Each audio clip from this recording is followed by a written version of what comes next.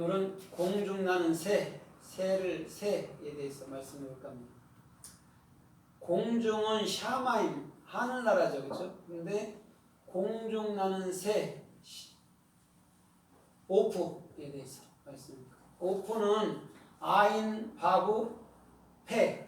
아인은 예수하죠. 그 다음에 바브는 못이에요. 십자가에 못 박는 거죠, 그렇죠? 그러면 예수와 함께 우리는 십자가에 못 박힌 상태를 얘기하고, 또 그 상태는 반드시 이제는 영이 돼서 입을 열어서 누굴 또 증거해요? 예수와를 증거하죠. 예수와는 왜 예수와를 증거한다고 말하냐면 예수와는 성경 66권이기 때문에 그러는 거예요. 그래서 예수 안에 다 함축해 놓고 예수는 십자가에서 인간의 모든 생각과 인간의 언어들, 그렇죠? 스스로 해석했던 언어들을 깨트려 버리는 거죠. 그게 오프예요. 그래서 새는 항상 공중을 나는데 또 땅에도 내려오기도 해요. 그렇죠? 새는 그렇단 말이에요. 그러면 이제는 새는 예수였고 예수와는 이 땅에서 반드시 입을 열어서 복음을 증거했다고 보면 되는 거죠. 그것이 곧 또 우리였다고 그렇게 보면 되는 거예요. 그러면 오늘 성서에서 이 오프, 새에 대해서 어떻게 또 말씀했는가를 우리가 좀 살펴보도록 하겠습니다. 마태복음 6장 26절에 보면 공중나는 새를 보라 이렇게 말을 해요. 그러면서 그는 심지도 않고 거두시지도 않는데 하나님이 기르며 입히시며 또한 먹이신다라고 얘기를 하고 있어요. 그럼 공중이라는 것은 뭐냐면 하늘나라를 말하잖아요, 그죠? 하늘나라에 사는 그것은 누구예요? 하늘나라에 사는 자들은 누구예요? 하늘이 된 자들. 예수를 믿는 자들이죠. 그 자들은. 그런데 뭐 거기서는 뭐 씨를 심지도 않고 뭐 거두지도 않고 이런다 하는데 그건 잘못된 거죠. 씨는 재라고, 그죠? 심는 것은 반드시 싹이 나는 거잖아요. 재라라는 것은, 씨라는 재라는 반드시 수행하는 거예요. 자인이에요. 그럼 씨를 뿌리는 게 맞죠. 근데 씨를 뿌리지 않는데 왜? 일반 날아다니는 새를 비유해서 성경을 해석했기 때문에 그런 거예요. 그 새가 예수였고 곧 우리였다는 걸 알지 못하는 거죠, 일반 사람들은. 근데 그 예수가 반드시 씨를, 제라를 뿌린단 말이에요. 뿌리지도 않고 거두지도 않는다는 말이 아니고 반드시 뿌린과 동시에 거둔다는 얘기를 하고 있는 거예요. 그래서 다 하늘나라 사람으로 만드는 것을 말씀하고 있어요. 그래서 이 산상수훈에서 우리 주님께서는 산상수훈에서 반드시 새, 당신 자신을 말씀하면서 또한 우리 또한 예수처럼 그렇게 입을 열어서 복음을 증거하게 될 거라고 말씀하고 있는 모습이에요. 그래서 마태복음 8장 20절에도 여우도 굴이 있고 공중나는 새도 둥지가 있지만은 인자는 머리 둘 곳이 없다고 이렇게 얘기했어요. 그럼 그 여우도 알이거든요. 우리거든요. 그럼 아인이면 예수 자신이란 말이에요. 여우, 그 다음에 새는 오프잖아요. 그죠? 오프가 칩이 있대요. 그럼 칩은 누구예요? 우리 마음이잖아요. 그죠? 그곳으로 오는 거예요. 그래서 인자는 그 사람 예수와는 뭘로 우리 안에 들어오겠다는 얘기를 하는 거예요? 영으로.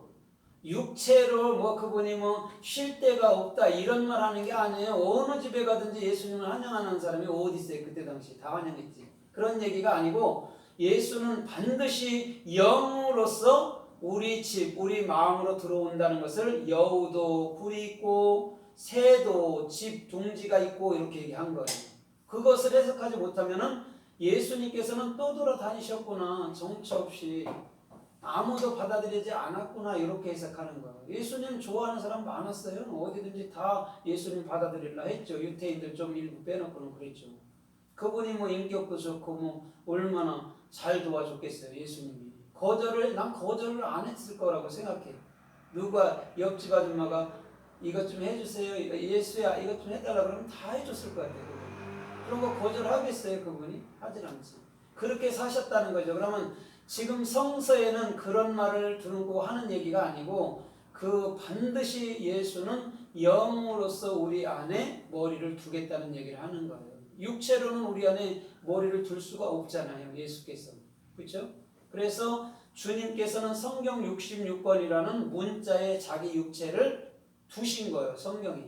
그 안에 영이라는 생명의 말을 흘려보내고 있는 모습인 거예요. 그럼 성경은 껍데기를 읽으면 큰일 나는 거예요. 종교가 되고 영으로 읽으면 내게 생명 양식이 돼서 하나님 말씀은 내 안에 있구나. 내가 성경책이고 내가 생명책이구나라는 것을 알게 되는 거죠.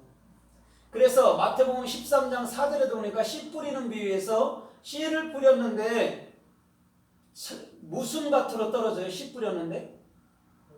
네? 돌짝이도 떨어지고 또 가시밭도 떨어지고 온양밭도 떨어지는데 무슨 밭에 떨어졌어요? 길가에 떨어졌어요. 그랬더니 누가 주워 먹었어요? 새가 먹었죠. 새는 뭐가 돼야 되는 사람이에요? 예수와로 인해서 하늘나라 사람이 돼야 되는 거죠. 그 씨가 제라잖아요. 제라를 수행했더니 새가 날감 받아먹었어. 그래서 하늘나라가 되는 거예요. 그러면 오늘 새라는 것은 반드시 또 입을 열어서 복음을 증거하는 자들인 줄 믿습니다. 그런데 비유에서도 왜 새에게 날개가 있냐면 자유를 얘기해 주기 위해서 그런 거예요. 복음을 알면 자유가 있다는 거예요. 그래서 새에게는 날개가 있고 날개가 있는 자는 어디든 날아가는 거예요. 우리 그리스도인이 마치 그와 같은 줄 믿습니다. 날개는 없는데 진리의 복음을 가졌더니 어느 곳에 가든지 자유하고 어느 곳에 가든지 기쁘더라는 거예요. 그러면 뭐 공산주의가 살든 미국에 살든 유럽에 살든 다 기쁠 수 있죠. 주님 오신 마음. 우리 주님은 그곳에 염두를 두고 말씀하신 것인 줄 믿습니다. 그래서 더 나아가서 마태복음 13장 32절에 보니까 겨자씨 하나를 심었더니 나무가 됐대요. 그 다음에 뭐가 깃드는데요? 나무에 새가 깃든다고 얘기했어요. 힘이 커져서 새가 깃든다고 얘기했습니다.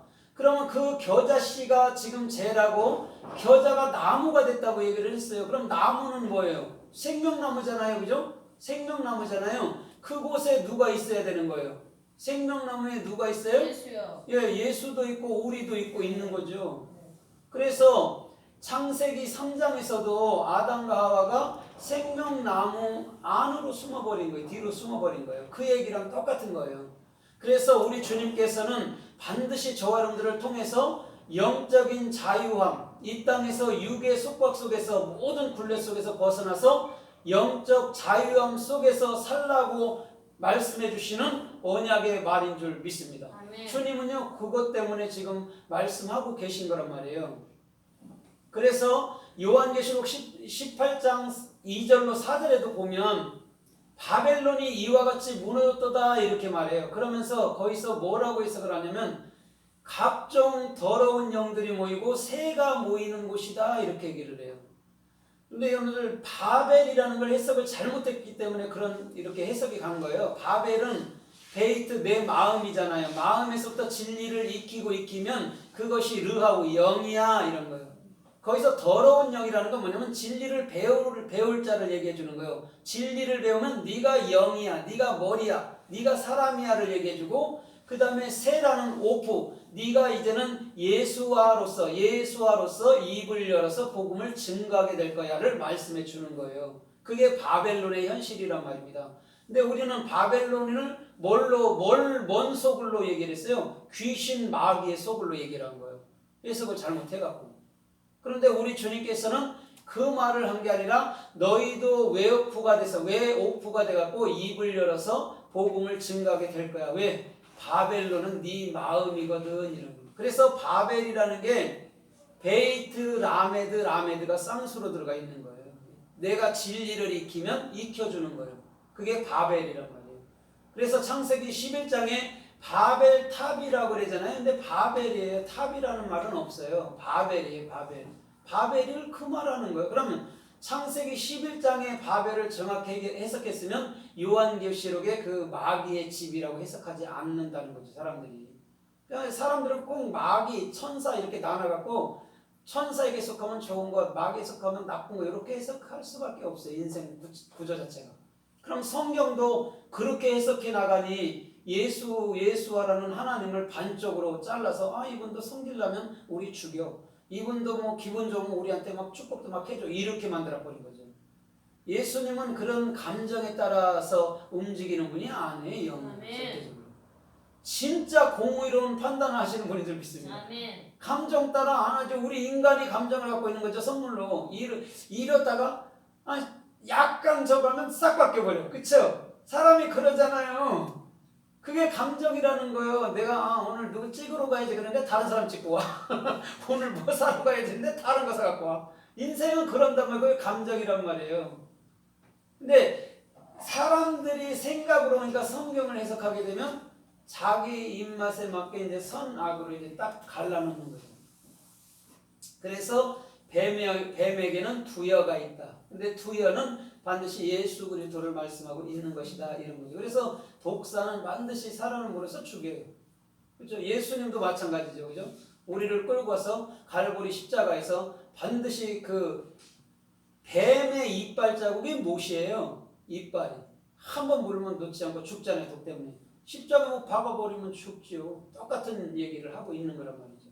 그래서 우리 주님께서는 그 바벨론 안에는 반드시 새 웨어프가 살게 될 거야. 그 네 마음속에는 예수와도 있고 그 예수와의 본체 그리스도도 있을 것이야 라고 얘기를 하는 거예요. 그래서 요한계시록 19장 21절 이하에서도 보면 예수님께서 그 입에서 이양검이 나와서 만국을 쳤어요. 그래놓고 뭐라 그러면 공중에 있는 새들아 와서 그 육체를 먹으라 그래요. 예수님이 죽여놓고 그걸 먹으래요. 자, 그 육체가 뭐라고 그랬어요? 바사르 복음이라 했어요. 그러니까 예수님이 반드시 나를 먹지 않으면 너와 내가 상관이 없다고 얘기하잖아요. 그럼 예수님께서 그 육체를 죽여놓고 반드시 먹으라 하죠. 그래서 옛날에 양도 잡아놓고 불에 구워서 먹으라고 그러는 거예요. 그게 복음이니까. 그러면 오늘 새들은 그 복음을 먹은 새들은 뭐가 되는 거예요? 이 땅에서? 뭐가 돼요? 새들은 이 땅에서 복음을 먹은 새들은 뭐가 돼요? 예, 하늘나라가 돼갖고 그 복음을 증거하며 살게 되겠죠.